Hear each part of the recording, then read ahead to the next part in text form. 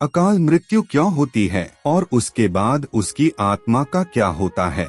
धरती पर जिस प्राणी में जन्म लिया है उसकी मौत तय है। यह एक ऐसा सच है जिसे बदला नहीं जा सकता। हम सभी जानते हैं कि पृथ्वी लोक में प्राणियों की संख्या इतनी है कि हर दिन किसी न किसी की मृत्यु होती रहती है।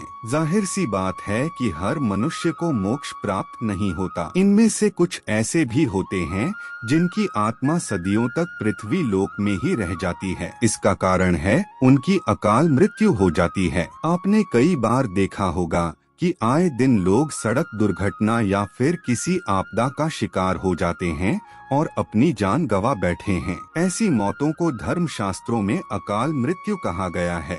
अकाल मृत्यु वह स्थिति है जब शरीर नष्ट हो जाता है लेकिन आत्मा संसार में ही बनी रह जाती है। लेकिन सवाल यह उठता है कि आखिर ऐसा क्यों होता है। अकाल मृत्यु के पीछे क्या कारण होता है और उसके बाद आत्मा का क्या होता है। नमस्कार दोस्तों, स्वागत है हमारे चैनल सुंदर नाथ की महिमा में। चलिए शुरू करते हैं। लेकिन अगर आप चैनल पर नए हैं तो वीडियो को लाइक करके चैनल को सब्सक्राइब जरूर कर ले। दर्शकों, साधारण मृत्यु के बारे में तो हम सभी जानते हैं और समझते हैं, लेकिन अकाल मृत्यु का विषय ऐसा है जिसे इसके बारे में कई बातें कही जाती हैं। गरुड़ पुराण के 7 अध्याय में लिखा गया है कि अगर कोई प्राणी भूख से तड़प कर मर जाता है या फिर जहरीला पदार्थ सेवन करने से या फिर पानी में डूबने से अगर किसी मनुष्य की मौत हो जाती है तो ऐसे मनुष्य को अकाल मृत्यु के श्रेणी में रखा जाता है।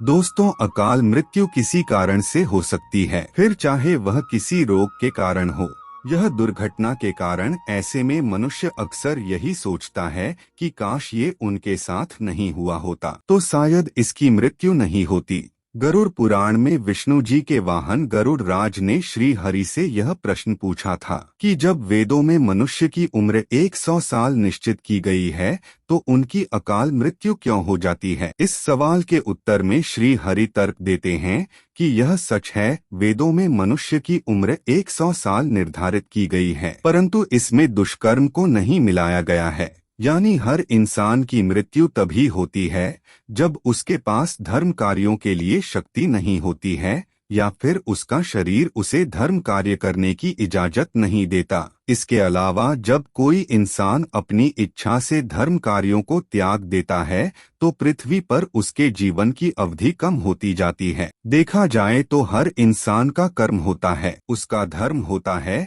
ऐसे में इंसान की मृत्यु तब होती है जब उसके पास अपने इन कर्मों को निभाने की शक्ति, इच्छा नहीं होती। इंसान की उम्र भले ही 100 साल हो, लेकिन अपने कर्मों के जरिए वह अपनी उम्र को खुद ही नष्ट करता चला जाता है। वेदों का ज्ञान न होने से मनुष्य जान ही नहीं पाता कि वह कब कुकर्म करता जाता है।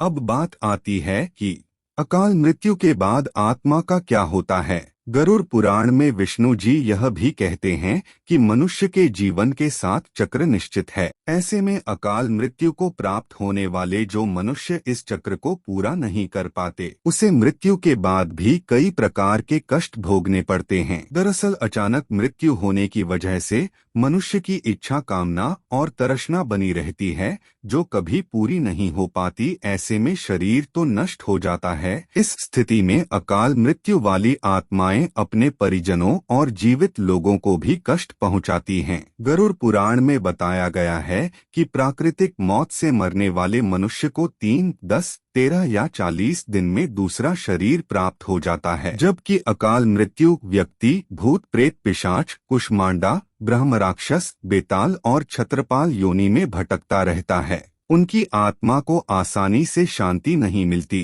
आपको बता दें कि अकाल मृत्यु में आत्महत्या को सबसे निचले दर्जे पर रखा जाता है। अकाल मृत्यु से बचने के लिए मंत्र भगवान विष्णु बताते हैं कि मनुष्य परिजनों को नदी या तालाब में तर्पण करना चाहिए। साथ ही मृत आत्मा की इच्छा की पूर्ति के लिए पिंडदान और दान पुण्य जैसे सत्कर्म करने चाहिए ताकि उनकी आत्मा को जल्द ही मुक्ति मिल सके। यह सत्कर्म कम से कम 3 से 4 वर्षों तक करना चाहिए, तब जाकर कहीं अकाल मृत आत्मा को मुक्ति मिल पाती है और उनके नए जीवन की शुरुआत होती है। तो दोस्तों, आज का यह विषय यहीं पर समाप्त होता है। ओम नमः शिवाय।